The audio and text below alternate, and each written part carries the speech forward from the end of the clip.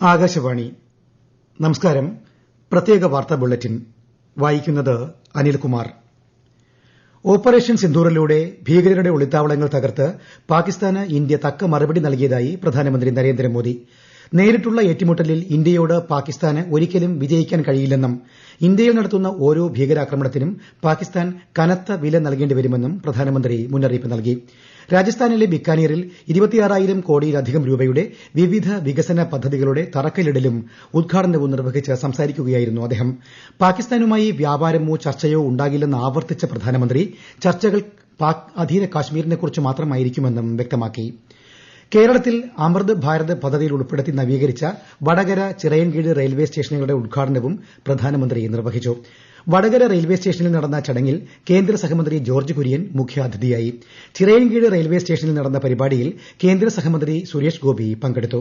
Vadakara railway സ്റ്റേഷനിൽ 29.47 കോടി രൂപയുടെ നവീകരണ പ്രവർത്തനങ്ങളും ചിറയൻകീഴ് റെയിൽവേ സ്റ്റേഷനിൽ 7 കോടി രൂപയുടെ നവീകരണ പ്രവർത്തനങ്ങളുമാണ് നടത്തിയത്. പുതുച്ചേരിയുടെ ഭാഗമായ മാഹി റെയിൽവേ സ്റ്റേഷനും തിരുവനന്തപുരം ഡിവിഷന്റെ ഭാഗമായ കുഴിത്തുറൈ റെയിൽവേ സ്റ്റേഷനും പ്രധാനമന്ത്രി ഉദ്ഘാടനം ചെയ്ത അമൃത് ഭാരത് സ്റ്റേഷനുകളിൽ ഉൾപ്പെടുന്നു. ഓപ്പറേഷൻ സിന്ദൂർ സംബന്ധിച്ച നയതന്ത്ര ഇടപെടലുകൾക്കായി പുറപ്പെട്ട ആദ്യ സംഘങ്ങൾ യുഎഇയിലും ജപ്പാനിലും വിദഗ്ധരുമായി കൂടിക്കാഴ്ച നടത്തി. ജെഡിയു എംപി സഞ്ജയ് കുമാർ ഝായുടെ നേതൃത്വത്തിൽ ടോക്കിയോയിലെത്തിയ സർവകക്ഷി സംഘം തീവ്രവാദത്തിനെതിരെ സഹിഷ്ണുതയില്ലെന്ന രാജ്യത്തിന്റെ നിലപാട് ജപ്പാനെ അറിയിച്ചു. 5 രാഷ്ട്രങ്ങളാണ് സംഘം സന്ദർശിക്കുക. ശിവസേന എംപി ശ്രീകാന്ത് ഷിൻഡെയുടെ നേതൃത്വത്തിൽ യുഎഇയിലെത്തിയ മറ്റൊരു സംഘം യുഎഇ ഫെഡറൽ നാഷണൽ കൌൺസിലിന്റെ പ്രതിരോധ ആഭ്യന്തര വിദേശകാര്യ committee chairman doctor Ali Rashid Al നുമൈയുമായും മറ്റ് കൌൺസിൽ അംഗങ്ങളുമായും വിപുലമായ ചർച്ചകൾ നടത്തി. ഡിഎംകെ എംപി കനിമൊഴിയുടെ നേതൃത്വത്തിലുള്ള മൂന്നാമത്തെ സംഘം Spain, Greece, Slovenia, Latvia, Russia എന്നീ രാജ്യങ്ങൾ സന്ദർശിക്കുന്നതിനായും യാത്ര തിരിച്ചു. രാഷ്ട്രപതി ഭവനിൽ നടന്ന പ്രതിരോധ ബഹുമതി ദാന ചടങ്ങിൽ രാഷ്ട്രപതി ദ്രൌപദി മുർമു സൈനികർക്കുള്ള ഗാലൻട്രി അവാർഡുകൾ സമ്മാനിച്ചു.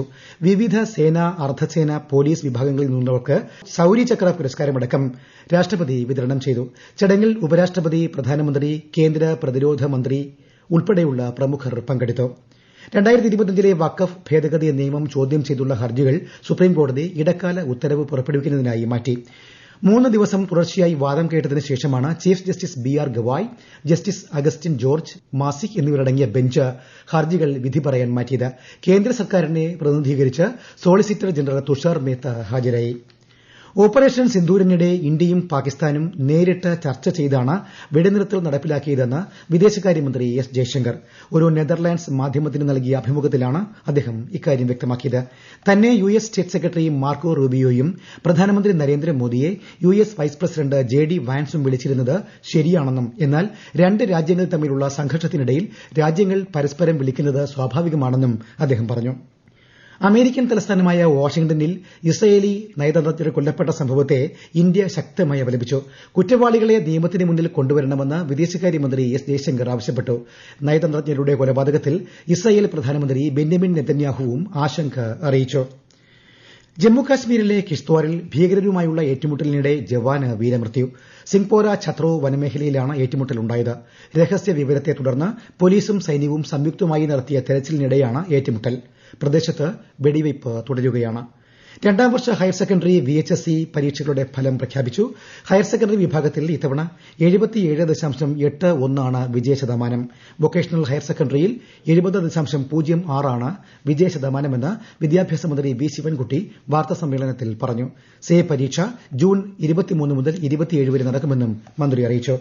പ്രധാനമന്ത്രി നരേന്ദ്രമോദി ആകാശവാണിയിലൂടെ ജനങ്ങളുമായി ആശയങ്ങൾ പങ്കുവയ്ക്കുന്ന പ്രതിമാസ റേഡിയോ പ്രഭാഷണ പരിപാടി മൻ കി ബാത്ത് ഈ മാസം 25-ന്.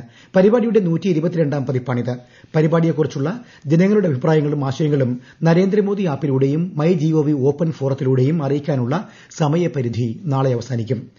സംസ്ഥാന സർക്കാരിന്റെ 4ാം വാർഷികാഘോഷങ്ങളുടെ സമാപന സമ്മേളനം നാളെ തിരുവനന്തപുരം പുത്തരിക്കണ്ടം മൈതാനിയിൽ മുഖ്യമന്ത്രി പിണറായി വിജയൻ ഉദ്ഘാടനം ചെയ്യും. സമാപന ചടങ്ങിൽ സംസ്ഥാന സർക്കാരിന്റെ പ്രോഗ്രസ് റിപ്പോർട്ട് അവതരിപ്പിക്കും. ആഘോഷങ്ങളുടെ ഭാഗമായി കനകക്കുന്നിൽ നടന്നുവരുന്ന പ്രദർശന വിപണന മേളയ്ക്കും നാളെ സമാപനമാകും.